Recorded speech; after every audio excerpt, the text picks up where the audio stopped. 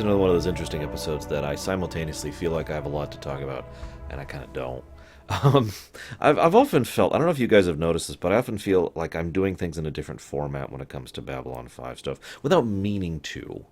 And I think that's because of the nature of how they tend to do multiple plot lines at the same time, and kind of how each one tends to stand on its own for the most part, and deserves to be discussed in its own right. Like, for example, when I'm doing Voyager, I do my notes linearly. As the episode progresses, my notes go down. When I do Babylon 5, when I'm in one particular plot arc, I make my notes up in this section. When it skips to the next section, I have a different section for notes about that arc. It's weird. Anyhow, so if you're ever wondering why these notes don't really come out fully linearly, that's why. So I do like the tiny little tidbits of continuity in this episode. First of all, and the most important one, again, and this is this whole tiny little thing, is the fact that Delenn is not on the station right now, which is logical because she's off dealing with the Great Council because of the last episode, right? So again, it's nice, tiny little tidbits. I've talked about this before, the idea of little connecting points to help flesh out setting continuity. It's some good stuff. I also like how... So I don't have that much to talk about. Oh, God. With regards to the Lanier and Londo plot. But I do have one thing to talk about, and it's actually kind of important, at least to me. It's the same thing I talked about in the previous episode when it came to the presentation of Garibaldi and Sinclair and Ivanova. AKA, it doesn't really add anything per se, but it doesn't feel like padding, it feels like filling. Because what we are seeing is the exact same thing from the alien perspective, rather than I actually have a note here, it's basically humanizing them in an alien way, or alienizing them if you prefer. In other words, it's making them feel more relatable, more believable, more down to earth, and helping to flesh out their characters just a little bit. And again, making them feel more like characters, because they're not dealing with some big plot, they're not dealing with some big crisis or some big, terrible thing about some killer or some alien technology. It's just another day in the life for them. And I really like that day in a life concept. This slice of the everyday is something that I feel more works of fiction in general need to help add additional gravitas to the scenes that really are the big scenes. And furthermore, as I've said many, many times, to make it more believable. I just realized I didn't turn off my phone. I should do that real quick. There we go. That would be funny if I'm in the middle of this and all of a sudden... I would be that jackass in the middle of the theater, apparently. I don't have much else to add about that, except for two little things. First of all, I find it interesting how Londo, despite the fact that he's clearly bored out of his skull during the earlier section of their visit, nevertheless sticks with it. He doesn't try to excuse himself. He doesn't try to make up some lie. He doesn't try to distract himself. He's just like... Yes, fascinating, interesting. Oh, this is so fascinating. He just kind of lives with it. I find that interesting in its own right. And believe it or not, I feel like that is actually a character trait of Londo's. The ability to do something he himself either adamantly disagrees with or does not enjoy because he believes, for whatever reason, that he needs to. This will come up a lot more later. Those of you who've seen the show know what I mean. And it's a subtle, quiet way to inform that. I also really like the idea of Minbari culture not enjoying lying, and yet being fully willing to lie to prevent someone else from lying. The way he says it is to save face, but what I heard is it is a great honor to lie to help someone else retain their honor. Now that makes a twisted sort of sense, but it also helps to inform how basically all of Minbari culture exists, because in all sincerity, all of Minbari culture could be said to tilt on the axis of that statement. I mean this sincerely. It is a great honor to do what is necessary to help someone else maintain their honor. So if they're doing something clandestine, you help them out. So when you do something clandestine, they'll help you out, and we have an entire group of people who all have two different sides to them, the mask and the real them. Now, you could say this is true about every society ever, but it's kind of codified. It's actually a built-in part of Minbari society. And we see many, many, many times how the mask and the self don't really coincide with each other. The mask is all about the duties and the honor, and this is what must be of us, and this is what is expected of us, and this is our privilege, and this is our right, and this is our burden. And then the real self, well, that varies significantly, and we actually see quite a bit of significant variance when it comes to the way that the Minbari actually are underneath the masks, and I like that. But it also kind of helps to inform how the entire culture of the Minbari is so rigid because they've never really had a point in time where the Minbari have actually had internalized conflict. As a result of that, it is better to... It's basically a form of the turn the other cheek philosophy here. In other words, that's actually not quite there, but like I said, it's a variant of it. It's a variant of it. Because the idea here is, rather than trying to hurt someone who hurt you or is hurting, it is better to try and help them. That is really what is being said here, just on a social level, on a, dare I say it, political level.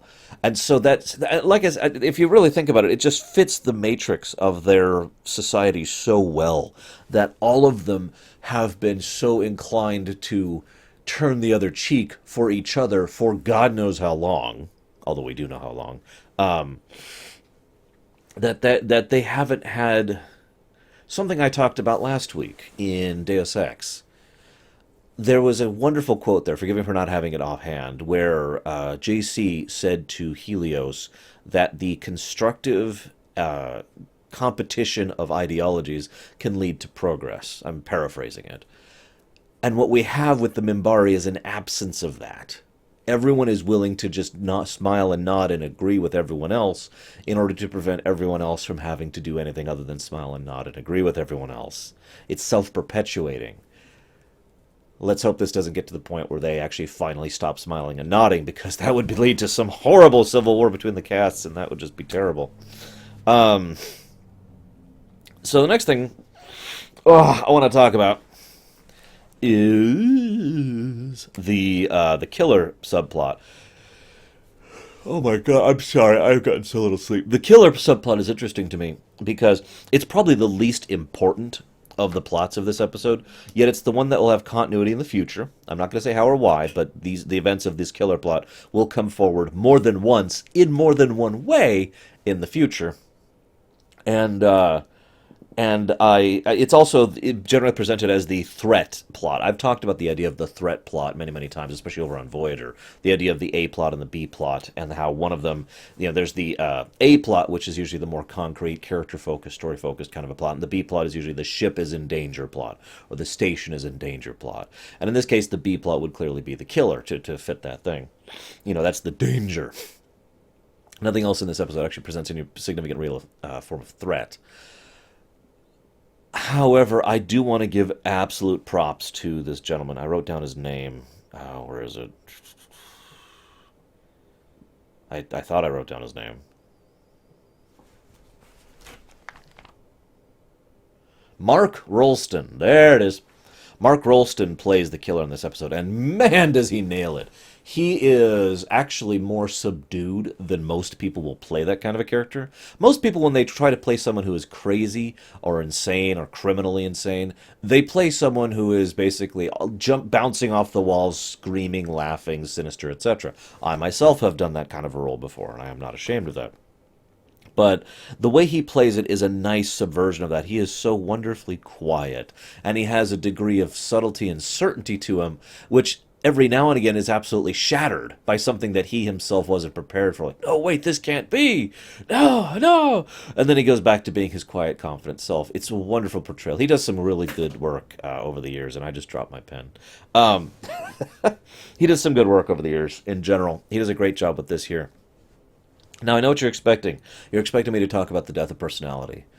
Believe you me, I have a lengthy discussion to say about the death of personality. In fact, to be completely 100% honest, when I first started doing these show ruminations, and I was thinking about shows to do, one of the very, very, very first things that occurred to me, before anything else, there was two things that occurred to me. One was the potential of Star Trek Voyager, aka the fact that the show could have been amazing and was merely good. And the second thing that occurred to me was the death of personality in Babylon 5. These were the two topics I wanted to talk about most, right at the top of the list. But I will not be talking about that today because there's another episode, Passing Through Gethsemane, I want to say is the name of it. I may be pronouncing that wrong, which is a much better episode to discuss the death of personality concept. And trust me, we're going to have a lot to talk about there. That may be a long episode. So, all I'm going to mention here is the deliberate parallels to a book or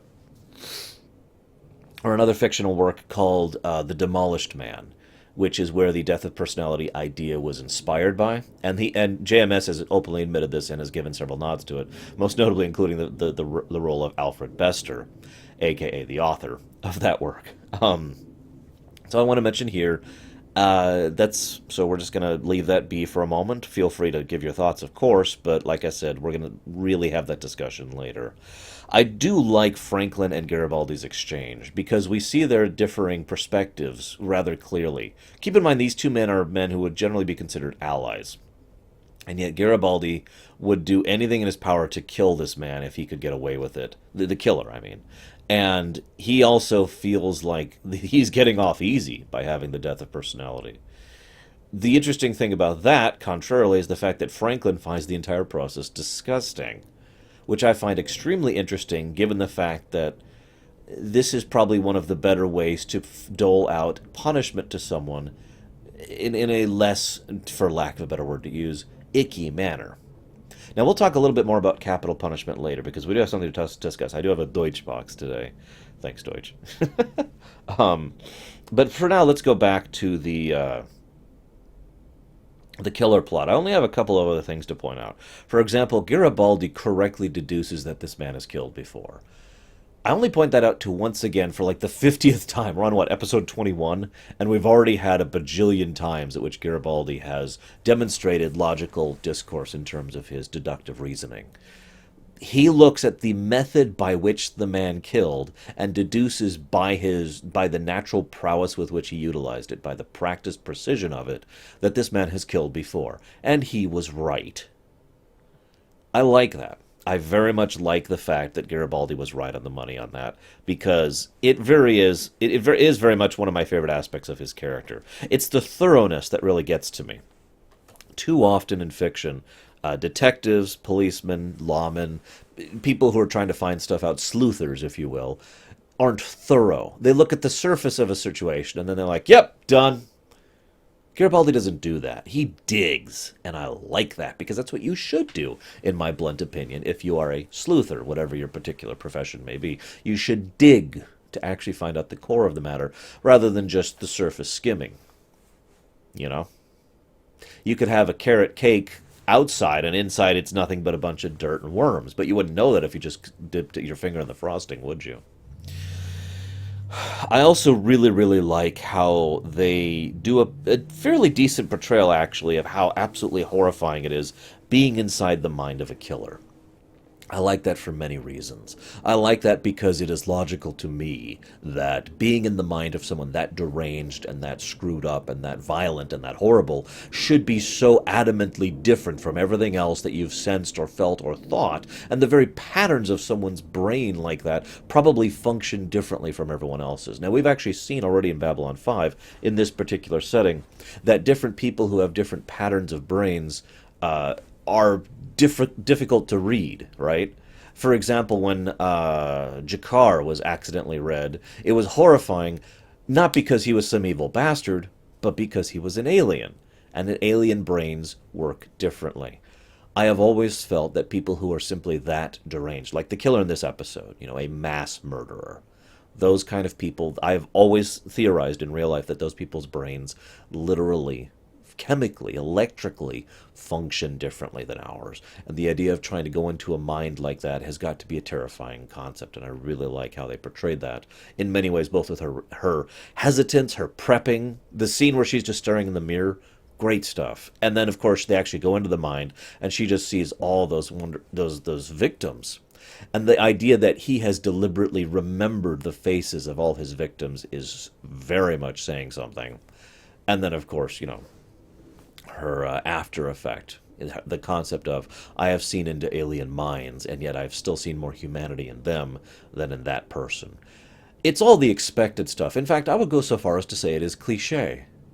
Once again pointing out, as I like to do, that cliches are not necessarily a bad thing. It is played very straight, it is played very to the point, and I like its presentation. Uh, Trying really hard not to sneeze. Forgive me. Ah. The next thing I want to mention is really the A-plot, which has to do with Franklin and the healing of Dr. Rosen. First of all, there's an excellent back and forth between Ivanova and Franklin. And I really like the portrayal of that, because the whole point of that exchange is that if you're doing something under the table, that's acceptable if it's being done for the right reason, but you damn well better keep me in on the loop. I liked that a lot. I like the idea that Ivanova's primary reason to be there was to scold him for not keeping her in on the loop. Not for doing the lab, but for that purpose. There's also a topic here that we'll be discussing later when we get to the Deutsch box. I really shouldn't call it that. Controversy box. We'll call it the controversy box. I think that is actually what I called it. I don't remember. I threw together a graphic for this forever ago. Anywho, I absolutely love the back and forth dialogue. Your job is to be the chief of staff, blah blah blah blah blah blah blah. And his response is, "No, my job is healing people." I really like that. That is so Dr. Franklin, and probably one of the biggest flaws and things I like most about Dr. Franklin's character.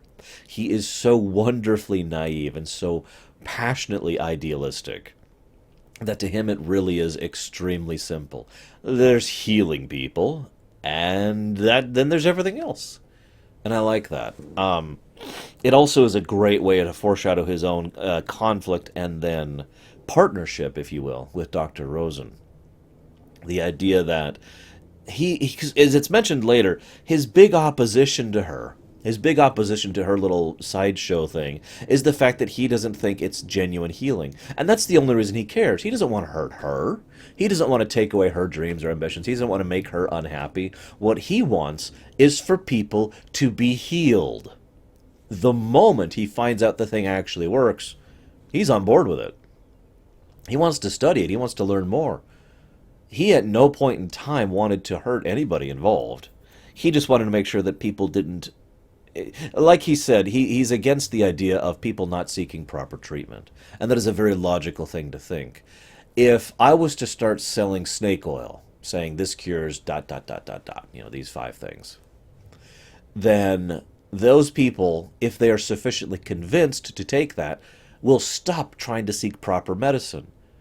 And that's not relevant because of the fact that I need more money from them, or the fact that that Dr. Franklin will want more money from them, or that he cares about them doing procedure or whatever. He just wants them to be healed. And in his mind, the only way for them to be healed is to go through the care facilities, right? I mentioned that as well, furthermore, because the fact that from his perspective, everything that he does, and he shows this so well. He's shown this in previous episodes too. Everything he does is viewed as an obstacle to him healing people. That's all he's interested in, healing people. I'm going to heal, so I have to go through all this muck to heal. It's worth the aggravation to get to that end goal, but it is clear that he presents everything in the middle as just an aggravation.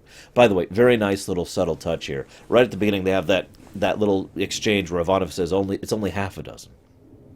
And he frowns. He says, "Where are the rest of them?" It's another one of those things Babylon 5 does very well. It's part of that little notes of continuity thing again, because that's a form of foreshadowing. That's not just some random joke like most other shows would toss out. It's like, oh, there's only half a dozen. Ha ha ha. No, that's actually a plot point, because of the fact that other people have been going to the other facility. And it's woven in rather naturally to the dialogue, which is one of the reasons I like that kind of thing.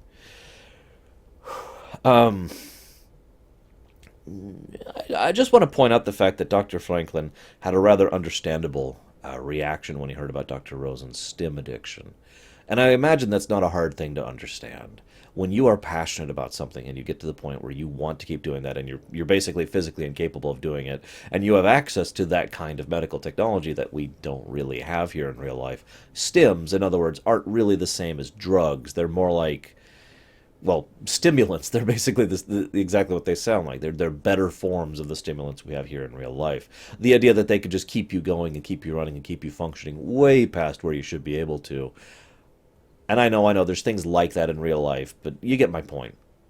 The allure of that has to be understandable to someone who cares about what they do, especially someone like a doctor. I also love the fact that Dr. Rosen successfully convinces Franklin to just go ahead and let her keep working on it, with a few provisos. The biggest reason why I like that is because the argument she gives is one devoid of logic.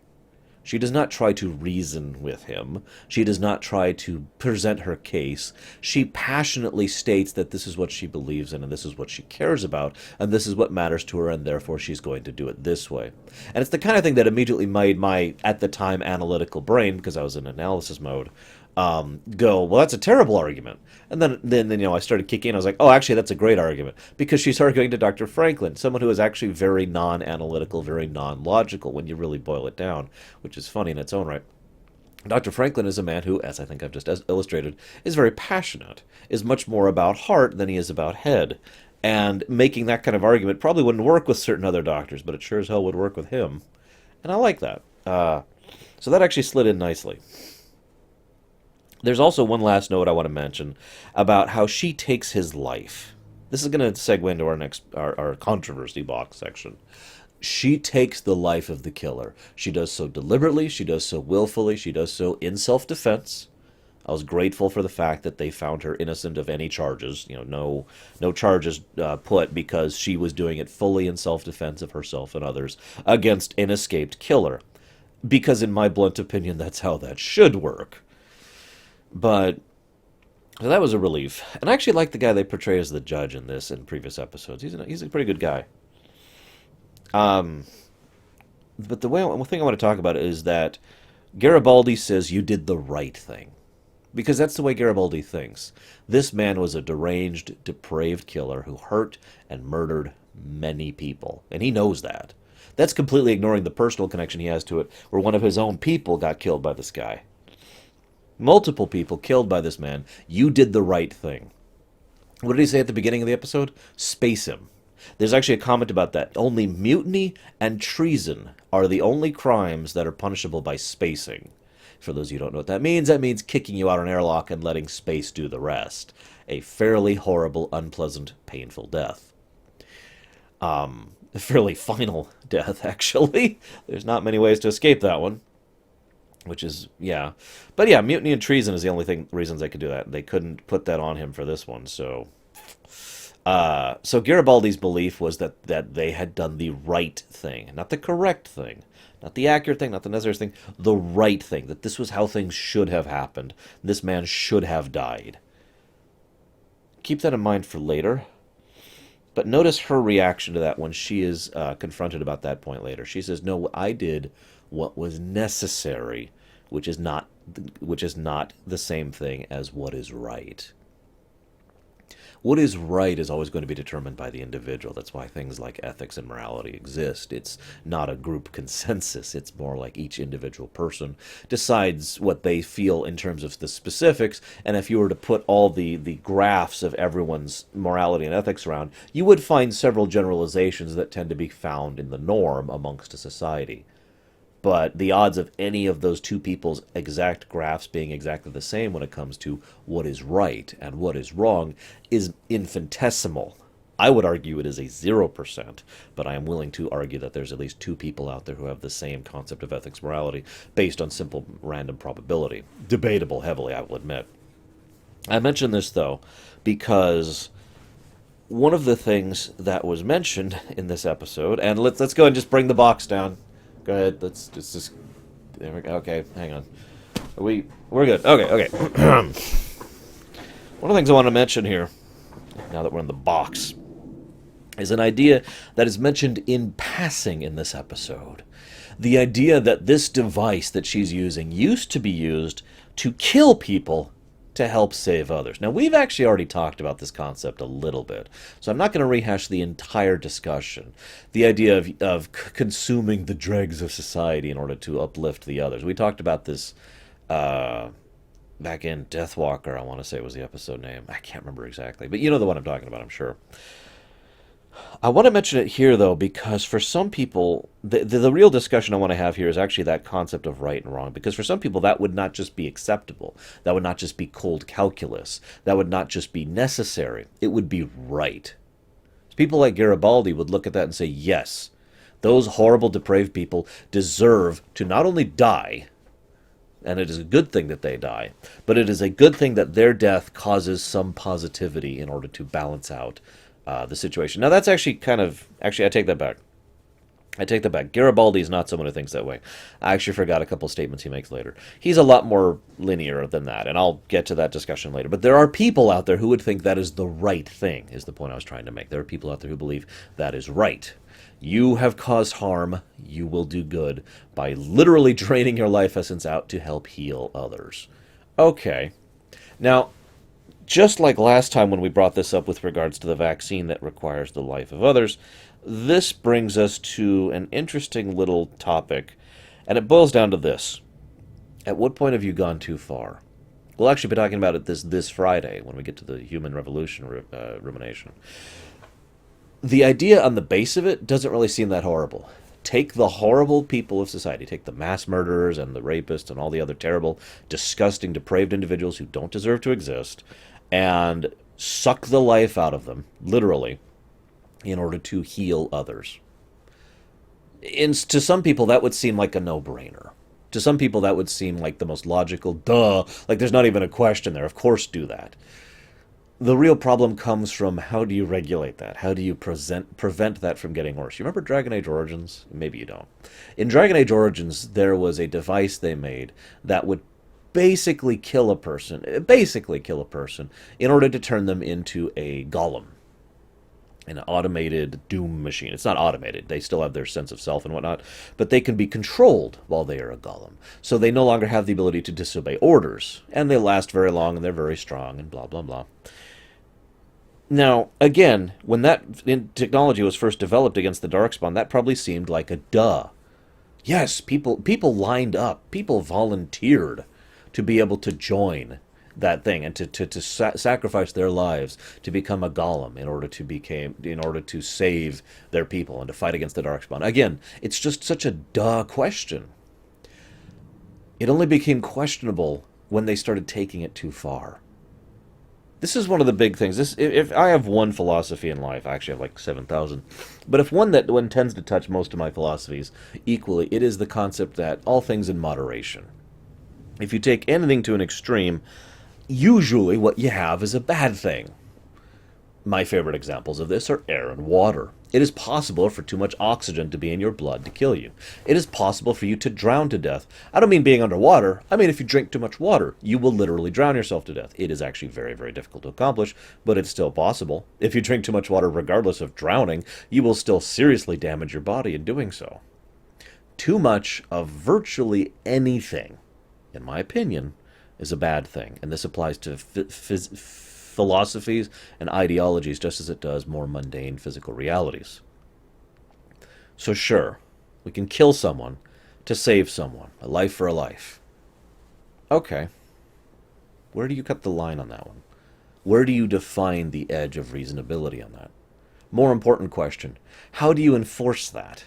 How do you prevent criminal elements from getting a hold of this device? How do you prevent others from misusing it for their own ends? How do you ensure that the entire system, which is, even if it is using it within your limits, how do you ensure the own people within your own system are not corrupt, are not abusing it, are not uncaring, are not irrelevant of due process? Even ignoring the idea of criminal elements trying to, for example, bribe, policemen or detective or judges in order to have certain people have their life sucked out of them, even ignoring that possibility. How easy is it to imagine someone who's just doing their job, who just cares about a paycheck, and is just having a really bad day, and they don't feel like doing the full investigation on this guy, so they're just going to go ahead and look at the surface of the issue. You know, that cream on the top of that cake of mud and worms. And they're going to say, yeah, it's carrot cake. And now someone has lost their life who was innocent. It's not hard to imagine that, is it? And the worst part is that scenario I just listed isn't really about corruption or criminal elements or abuse or misuse. It's not even getting to extremes yet. That's like halfway to extreme. Now imagine how bad it would be if it really got to extreme. Imagine how bad it would be if a government under the control of someone like Stalin or Hitler had a device like that. How do you think that would work out? Because when we actually get to extremes, it gets much worse.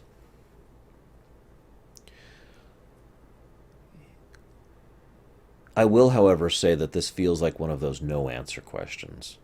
Because what else do you do? What else do you do to people? And this is the other side of the argument. What else do you do to people who are actually that horrible and depraved? Let's take the killer in this episode, for instance. He was clearly guilty. Obviously guilty. Blatantly guilty. It was almost too easy because he was so obviously a terrible, depraved, horrible person who, deserved punishment of some form or another. So what do you do with him? Now that you have someone who is actually guilty, what do? You don't want to you don't want to suck his life out to help someone else. What are your other options available? And they actually go down the list in this episode of the things that are legally available to them. In fact, he makes a point. There's a line about how taking a life who has taken another does not add to society, it subtracts from it, or something like that. I forget the exact phrasing of it. It was an interesting line, and it shows where the legality of EarthGov has actually gone. The Earth Force Alliance. And I also really liked the other options that were given. Life imprisonment, which was just deemed incredibly infeasible for many reasons, not the least of which being monetarily. And killing him, which wasn't even on the table, as I just mentioned. And what was the other? Oh, spacing. Yes, spacing was the third option that was being discussed, which, again, wasn't even on the table because of how severe of a punishment that is considered. The only remaining option, the one that was considered the most acceptable option, was wiping his brain. But again, we'll kind of pick this discussion up again in the future, because a lot of these points I just brought up will be relevant there as well. Unfortunately, we're not done with the controversy box. Sorry, guys. I actually will be bringing up this topic as well when we get to an episode of Voyager. I don't remember the name of it. It's the clinic episode where the doctor is kidnapped and put on a planet where he's in charge of medical resources and whatnot. That episode actually tries to discuss the topic that is mentioned literally in passing in this episode. Franklin and Ivanova have a brief discussion about something that is actually one of the more complicated, controversial topics I've heard lately. And this applies very much in real life, too. This is why this belongs in the controversy box. Free clinics. Free health care.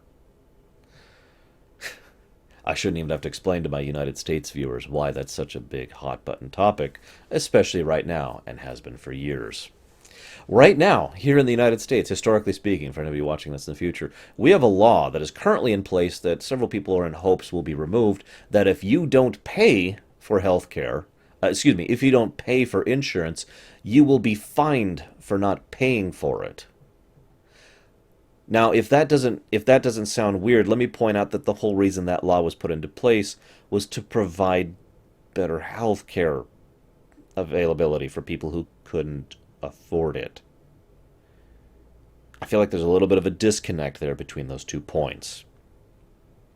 But in reality land, we have to acknowledge that free clinics are not the answer, especially in a pre-scarcity society, which most societies are, because resources are limited, because medicine is limited, because manufacturing ability is limited.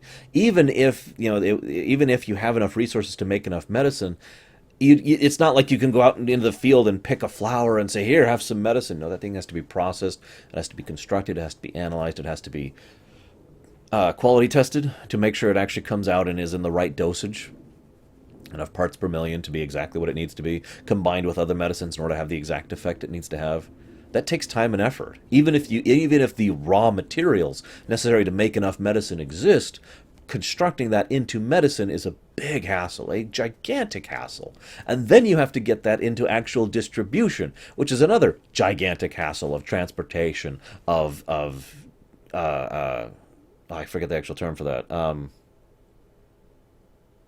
I can't remember the term for that. We'll just call it distribution again because that fits as well. The idea of the transing it to places which can then somehow get it to people who actually need it, and then it's this web of mess to actually make that work. Now, there is an industry in place to make that work, and that industry is expensive. We've got, and I've just listed several parts, haven't I? We've got the harvesting of the resources necessary to craft the medicine. We've got the synthesizing of the medicine itself. We've got the construction of the medicine itself. We've got the, shall we say, packaging of it, then the transporting, and then the distributing. And by the way, as an addendum to distributing is the diagnosing and prescribing side of things, which I hadn't even covered yet. But that's also a significant problem because you can't just give medicine out. There's no such thing as the snake oil cure-all. We don't have an alien device that just heals you by giving you my life. Instead, we have to figure out, well, okay, you've got these symptoms, so we're going to try and determine exactly what you've got based on those symptoms. And even in Babylon 5 setting, they do not have perfect diagnosis abilities like, say, Star Trek does.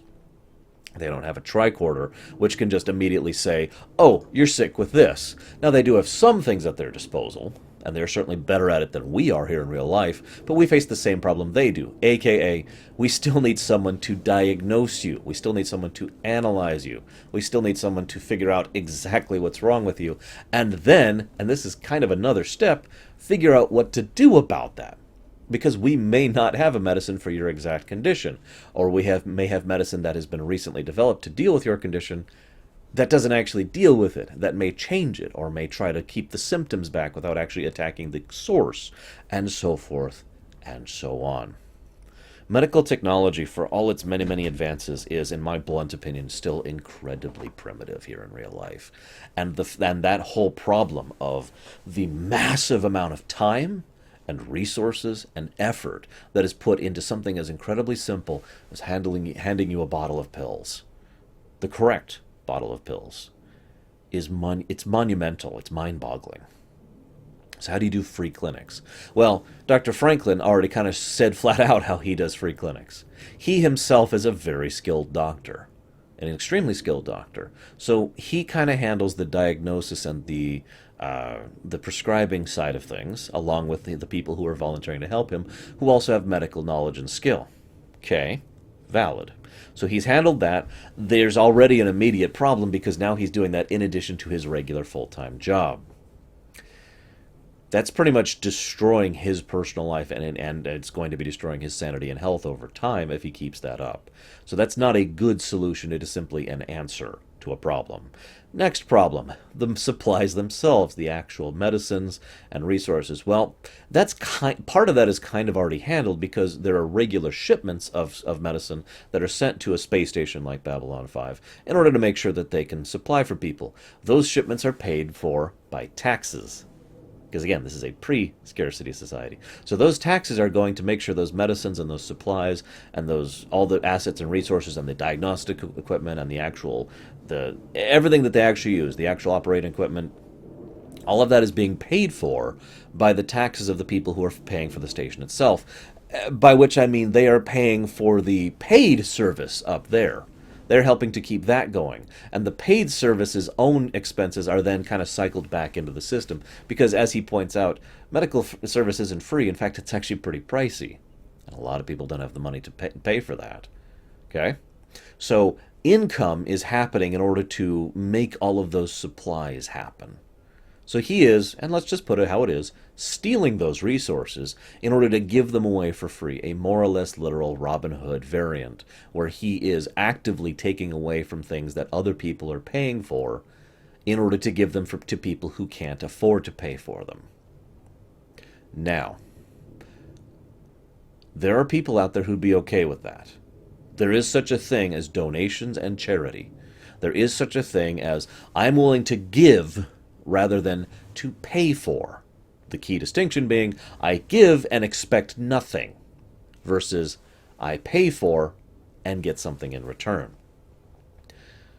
But how many people in the world do you think are more than willing to fund the kind of monumental cost it takes in order to affect the concept of free clinics in the world?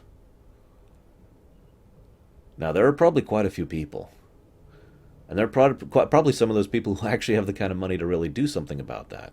But wide scale, large term, long term, wide scale, long term and wide scale is what I'm trying to say here. That's expensive. The medical industry is a multi billion-dollar industry. It's a lot of money. And the way an industry like that functions is it flows. The money kind of cycles through it continuously. That's how the very concept of an economy works. An economy is the flow of money, not the stagnation of money.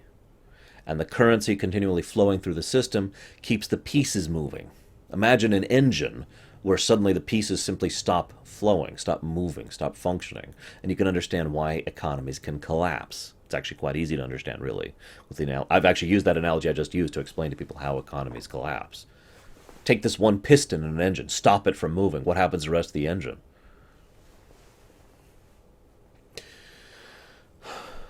My point is, a free clinic, and I want to stress for a moment that I'm not giving away any of my own political thoughts or ideals on this. Even though we're in the controversy box, I usually keep my own opinions to myself. You want to ask me about that? You can ask me on Halloween.